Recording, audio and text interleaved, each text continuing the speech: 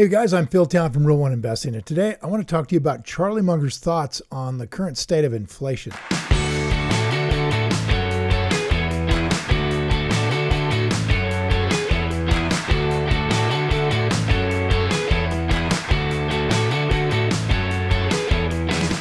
Hey guys, I'm Phil Town from Rule 1 Investing, and today I want to talk to you about Charlie Munger's recent thoughts on the current state of inflation that he talked about during his annual meeting. I thought they were pretty interesting, so let's watch Charlie. It says, what are your current thoughts on the inflationary environment? And please compare and contrast it to the 1970s.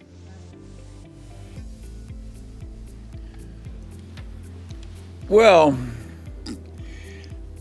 when Volcker, after the 70s, took the prime rate to 20% and the government was paying 15% on its government bonds, that was a horrible recession. Lasted a long time, caused a lot of agony.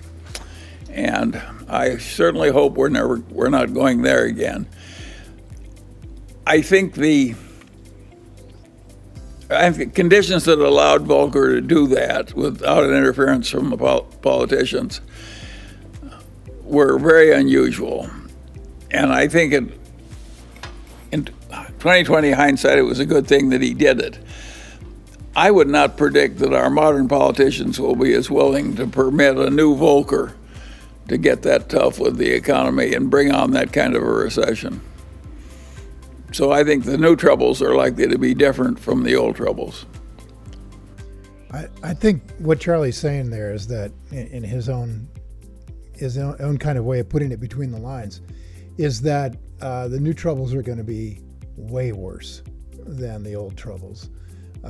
While we certainly don't want to have 20% Fed fund rate and 15% bond rates, you guys were talking about the U.S. Treasury bonds being at 15%. I remember this really well because my father retired right about then and converted his defined contribution plan to a defined benefit plan and put money into U.S. bonds at 15% interest. And it was a real boon to his retirement for a while.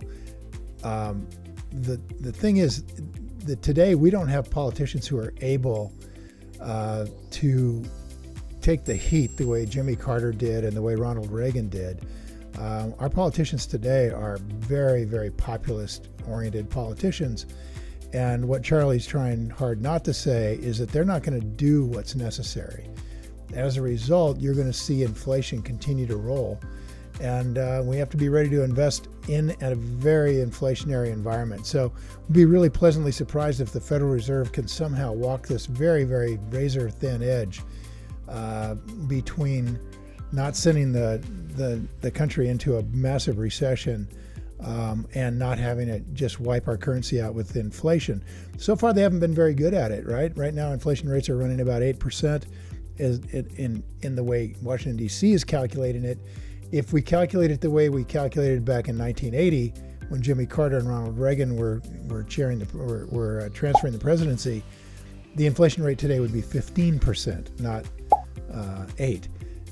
And this is substantially higher than the inflation rate was back then. So we're not taking the necessary steps. You can see that the Federal Reserve is moving very slowly, a quarter point change in the interest rates.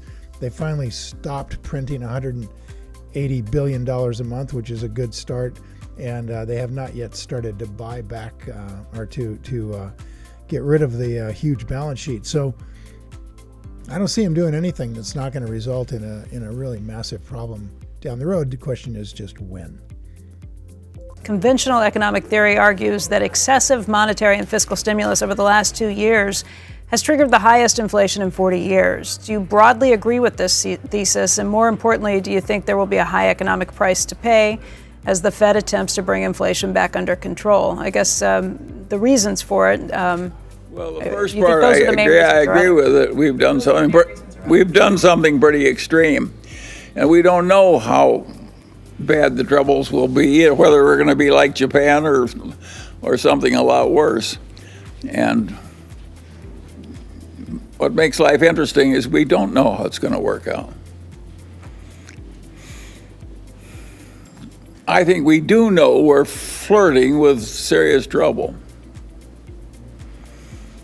I think we also know that some of our earlier fears were overblown. Japan is still existing as a civilized nation,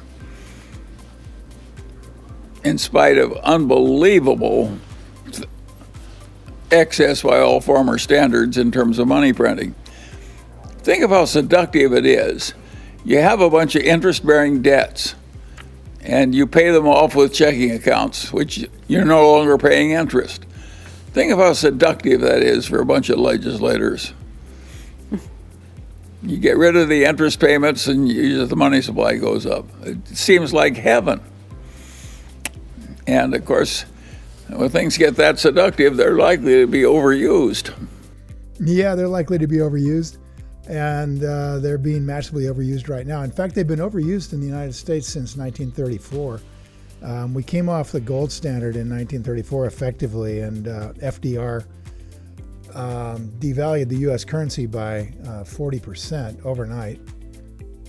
In other words, $1 or $20 would have bought an ounce of gold, and overnight it would require $35 to buy an ounce of gold. And then we fully came off the gold standard in 1971 when we printed so much money in the 1960s and in World War II that we didn't have the gold to cover it. And when our trading partners asked for their gold back at $35 an ounce, we reneged. And it wasn't that long before gold was no longer at $35 an ounce. It was at $660 an ounce. So we have devalued the U.S. currency repeatedly. We've been a terrible steward of the world's reserve currency. People who are savers have been being massacred by U.S. dollar monetary policy, and it's been absurd. It's been really horrible. And what it says is you can't trust government to keep a rein on their desire to have all things for everyone all at once. And that's what Charlie's basically talking about. You have a bunch of politicians who all are firmly against the impact of inflation, and all of them are firmly for whatever they can do that, or firmly for the very things that cause it. So, and we don't have politicians in the old school way anymore. We've got politicians who are going to cater to the populace and are going to do the socially just thing and the fair thing and whatever the Trump thing was. They're all spending money like there's no tomorrow. And what ultimately is going to happen is there's going to be no tomorrow. There's going to be a result of this at some point. And chances are China's going to have something very big to do with that something. And chances are there's a decent chance there's a war involved, and that will cripple the United States when it finally happens. So we can hope that our government policies will change dramatically, but there's so much pain involved in changing them. And we simply don't have people like Paul Volcker around anymore who are going to be willing to take the heat.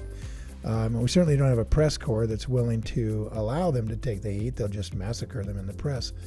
I don't really see that it's going to be an interesting. I think it's going to be interesting. I don't see that there's a way out that doesn't result in some kind of amazing economic train wreck. With that, I got to say, I'm down the road with Charlie on all of this. I don't think we got the people that fix it. I think we're going to have a big problem. I don't know when it'll occur, but I'm ready for it as best I can be with all my, best of the bad choices. Now, what are your thoughts on that? I'd love to hear from you guys. What are you thinking about what Munger said, about what I'm saying?